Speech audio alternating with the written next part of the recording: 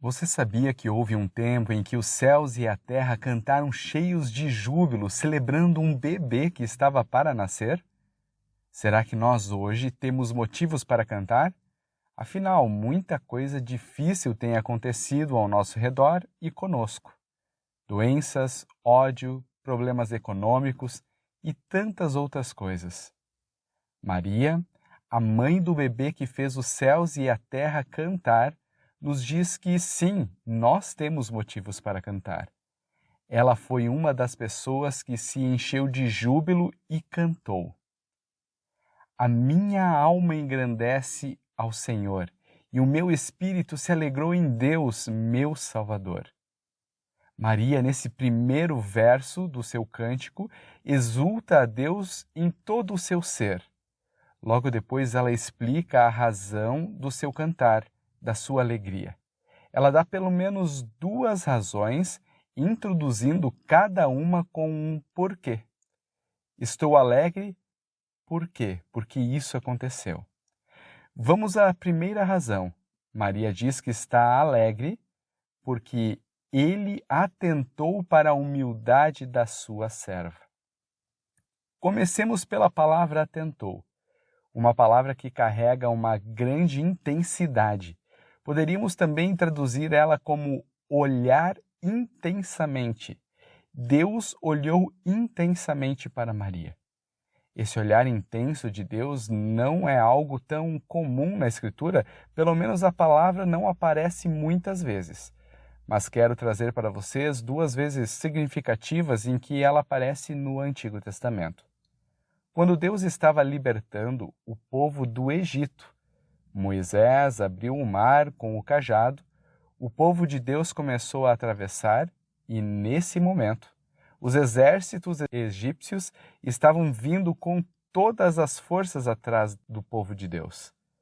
Aí o texto diz: o Senhor, na coluna de fogo e de nuvem, olhou intensamente o acampamento dos egípcios e criou alvoroço.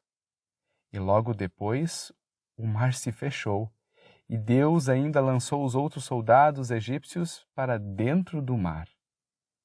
Esse olhar não foi bom. Foi um olhar intenso de condenação contra aqueles que se levantavam contra o povo de Deus. Perceba que estamos aqui no contexto da grande libertação. Deus estava salvando o seu povo por causa da sua promessa. E esse exército quis se voltar contra o plano da salvação de Deus. Vamos para outra ocasião em que essa palavra aparece no Antigo Testamento. E ela acontece no Salmo 102, no versículo 19. O salmista ali descreve a sua aflição, o seu desânimo e prostração. Provavelmente o povo estava na escravidão, ou na Babilônia, ou na Síria. Escravidão causada pelo afastamento de Deus. Mas chega a uma altura do Salmo em que ele expressa a sua confiança total em Deus e pede que Deus perdoe o seu povo e o salve. E aí vem o versículo. O Senhor, do alto do seu santuário, desde os céus, olhou intensamente para a terra, a fim de ouvir o gemido dos cativos e libertar os condenados à morte. Bom, aqui o olhar de Deus é bom. Por causa das suas promessas, Deus olha, ouve, perdoa e sim, ele liberta este povo. Esse é o olhar intenso de Deus, que pode perdoar, salvar e libertar, como também pode condenar aqueles que não querem o Deus que age em favor dos seus. Voltando ao cântico, Maria diz que Deus olhou intensamente para a sua humildade.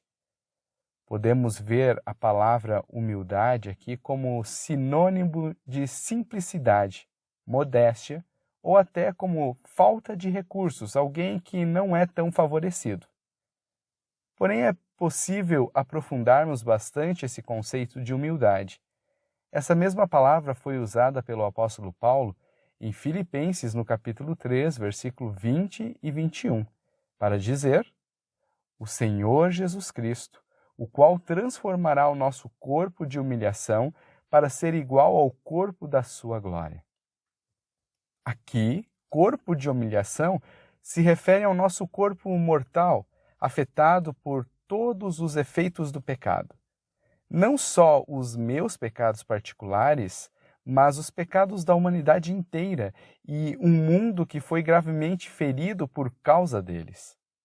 Por causa do pecado, há escravidões, doenças, ódio e economia em crise, falta de recursos e tantos outros problemas. Então, podemos ler o cântico da seguinte forma: porque Deus olhou intensamente para esse estado de humilhação da sua serva, para a sua escravidão ao pecado, para os seus problemas, para as suas enfermidades e para tantas outras coisas. Mas se Deus olhou para a humilhação de Maria, por que é que ela agiu diferente de Adão e Eva, que se esconderam logo após trazerem o estado de humilhação do pecado sobre a criação? Eles se esconderam atrás de árvores e depois tentaram se esconder um atrás do outro por medo do olhar intenso de Deus. Maria não se escondeu porque ela recebeu promessas por meio de seus pais.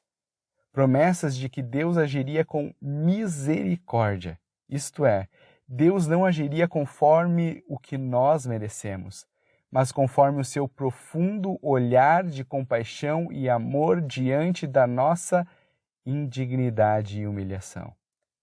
Maria temeu e creu nesse Deus e em suas promessas de grande libertação e salvação. Será que ainda nós temos motivos para cantar hoje? Jesus veio ao mundo. Jesus olhou e olha intensamente para o nosso estado de humilhação. E ele agiu com misericórdia e deixou promessas para nós.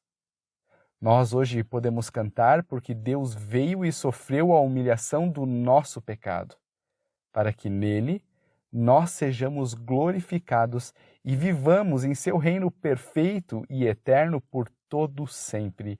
Amém. Então, creia e tema esse Deus de misericórdia. Cante ao Senhor.